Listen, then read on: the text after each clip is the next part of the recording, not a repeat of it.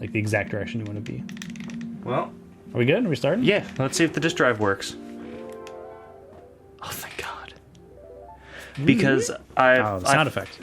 I fucked up the serial bus on it, because there's an unused serial bus on the bottom. I tried modding it, and I didn't solder it right, so the Xeno chip didn't stick, and I ripped off the traces. I feel like you made up half of that.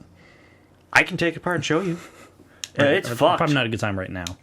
EA. I did it to both before my it became GameCubes. EA. I like early EA. Ooh, that's crispy. Oh, it's gonna look good. It's gonna look a lot better once we actually get in the game. This is like a multi-genre game, because like every Toa roughly has a different genre. Not all of them, but there's like so it's there's not like three-ish. This is a game I always wanted as a kid. I remember being in Video Game Swap Shop in Maslin, and my mom was like, "So what do you want? Do you want?" And I'm like, "I want Bionicle." And then she was like, "Well, it's a one-player game. You need to get a two-player game so your brother can play." So then I walked out with Batman Rise of Sinzu, and you know what? That game's hard as fuck. I'm gonna skip the story. Bionicle lore is very deep and interesting, but it doesn't really get explained in this. Oh, did I tell you I found a 9-hour and 20-minute video explaining the entire Bionicle lore? Only 9 hours? Only 9.5 hours. And turn this down just a hair. So we have to start as Toa, Mata, Tahu. So this is a Lego IP that doesn't feel like a Lego game, and I kind of enjoy that. I like Lego games, but they are the same game with a different skin most of the time. Yeah. Which is fine, because that's not bad. It's just the same thing a lot. Whereas this is much more of a adventure game. Well, it's not made by Traveler's Tales. True. Again, not to say those games are bad, but yeah, it's just kind of the same every time. Do I remember the controls? Not really. Right, so you have to save the Matoran, which are basically the civilians of the Bionicle world. He was being attacked by a laser bee. Mm-hmm. Laser wasp, I think. There we go. Nice little walking animation. Is it just me or the sound effects doubled? I don't know. There's no skip. Do not worry. I love that. I will see to their safety. I love it. It reminds me of like Optimus Prime or something. So B is gonna be like your mask power, and of course Tahu's is shielding. So I have this little dinky shield. Jump. I got a ranged attack. Pew pew. That is also my only attack, it seems like. Collect the glowy. Yes. The Press A to jump. Press A again in the air for a giant leap, also Wow. known as a double jump. This looks like a video game. It certainly does, doesn't it? I wish I had this as a kid. It's not bad. Here's the Matoran. Here's this. It's one there of are definitely very difficult parts of this, by the way. I mean, I feel like that's how like a lot of games work. Bats. Gotta have bats in every game. Shield yourself with B. Wow. Dark energy attacks into elemental energy.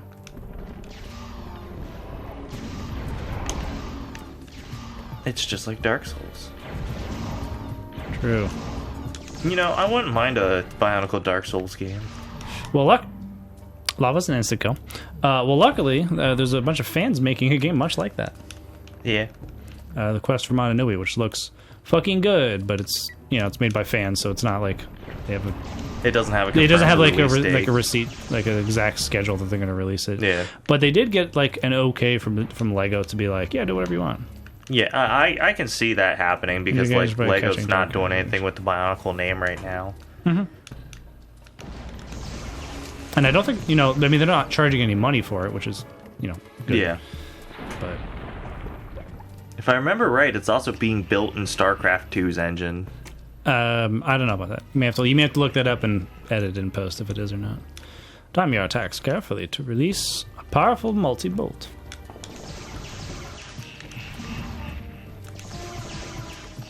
And recording. Oh, that's so stupid. What? I just looked at action, and the recording timer is only viewable in the file manager and not the preview screen. Like, that's so stupid. Alright. I'm starting to think my TV just washes out the colors. Because, like, it looks more vibrant on my high-end. I hate that the attack monitors. button is X over here. But it is what, you know, it's fine. It's just annoying. Is it just not in a good place? It's just a little awkward when you want to, you know, move the camera while attacking. It's pretty far away on the C stick to the X button on the GameCube. Oh, yeah. Yeah, the GameCube controller is designed a little weird. The controls not bad at all, I gotta say. I haven't played this in years, but not too bad.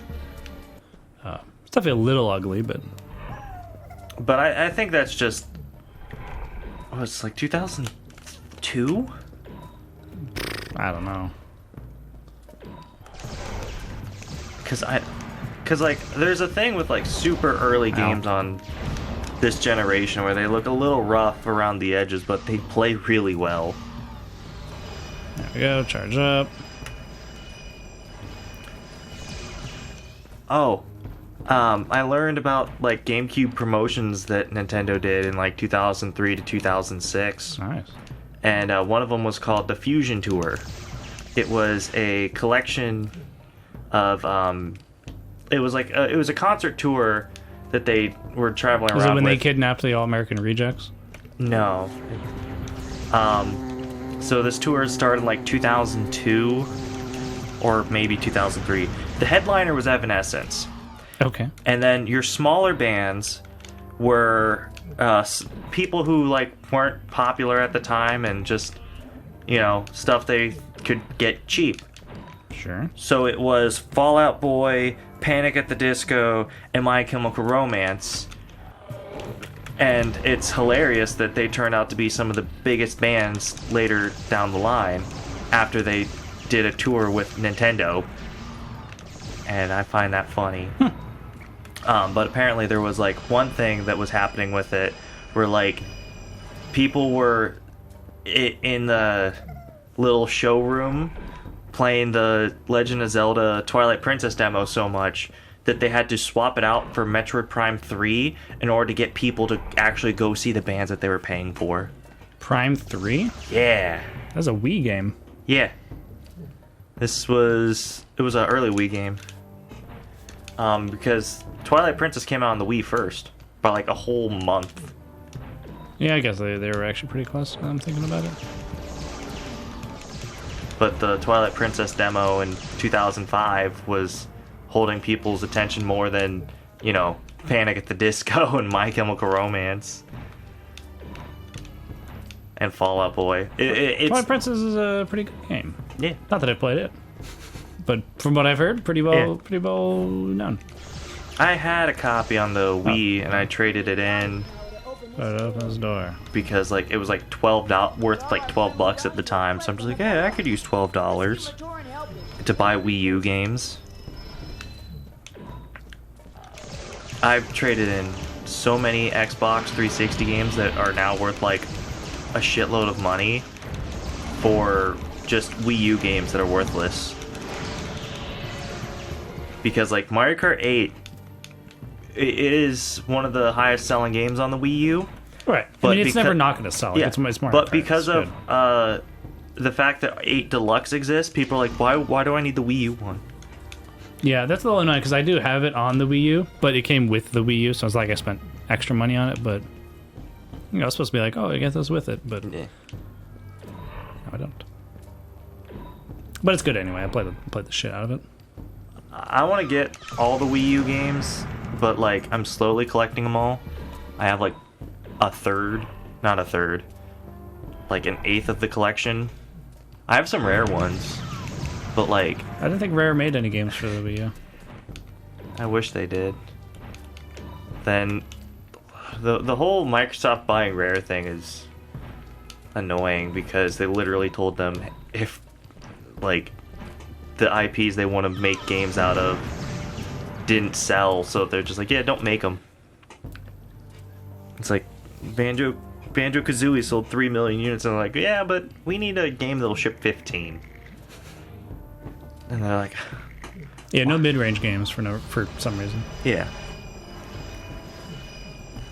Because, you know, all they care about is like shipping units right now. I want another Banjo, but we're not gonna get one. Yeah. If you think we're getting one, that's just copium. Yeah. There's so many people who are like, oh, but they keep making merchandise. It's like, yeah, because there's 3 million fuckers out there who are just like, Banjo-Kazooie thing? I'd buy that. And you know what? I'm one of them. I'm one of those fuckers who are just like, Banjo-Kazooie thing. That's going on my shelf. First for Figures is making a set of Jinjos. Ooh. But you know what? They're expensive. I may have gone the wrong way. I don't think I have, though. It's not like a Jinjo. They're the Batorans.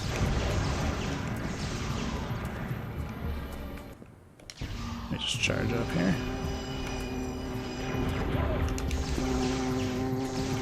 Oh no, you're at 2 HP, and the bugs are doing their bug thing. There we go.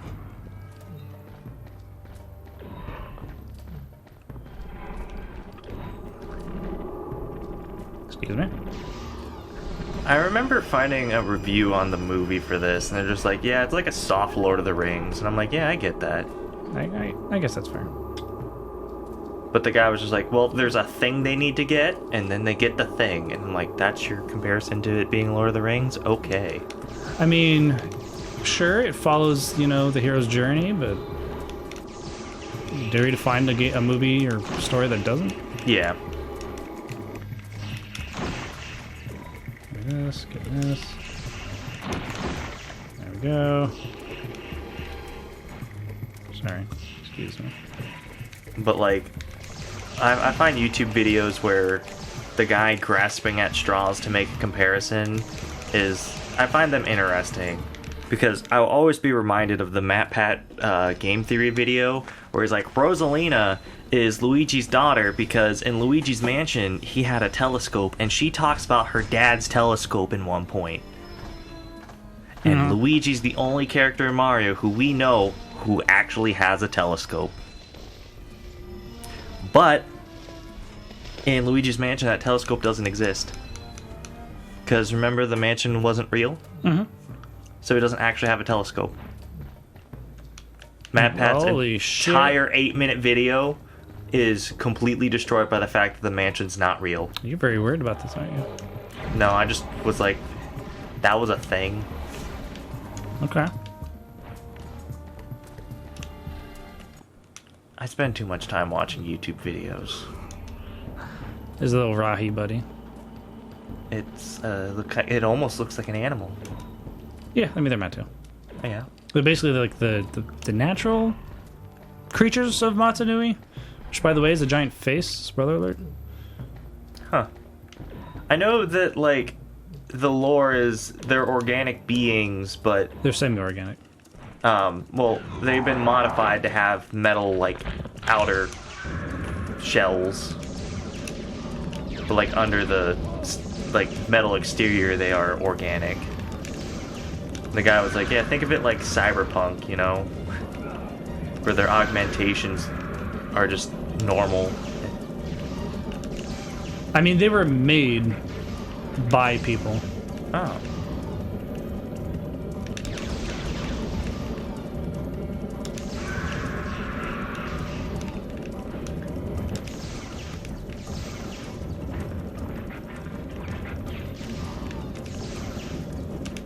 The Toamata were made to be basically the white blood cells of Mata Nui. Ah. And they're kind of like I would say they're more closely to like the androids from Dragon Ball, where like they're just both a little bit bio and a little bit mechanical, which is like the best of both. Yeah. Like the self-repair of bio, but with like the physical augmentation of mechanical. It's not a terribly hard fight. It mostly seems like they're trying to run from you, but then They're like encircling, trapping you. Yeah. I do like seeing them like spawn in, get attacked, and then snap back to spinning. There's like no mid animation. I mean, what do you want? it's like a low tier GameCube game. It's a movie tie-in game. You get what you get. I don't even call it like a movie tie-in because there's a lot of just lore stuff that happens that wasn't even in the movie. Huh. Wasn't the movie only like 40 minutes long? I don't remember. I'm gonna look it up. I got a Krana. Because I don't remember if the Borok Swarm was involved in the movie. Mask of Light. I must tell the others. It's an hour and 10 minutes long. Okay. 70 minutes. So, not at all what you said. Yeah. It's still incredibly short. I mean, that's not that short for... I think 90 minutes is what you need for a theatrical release. Quest 1, sure what it's called. Call it Safe Slot 1, just so it's easy.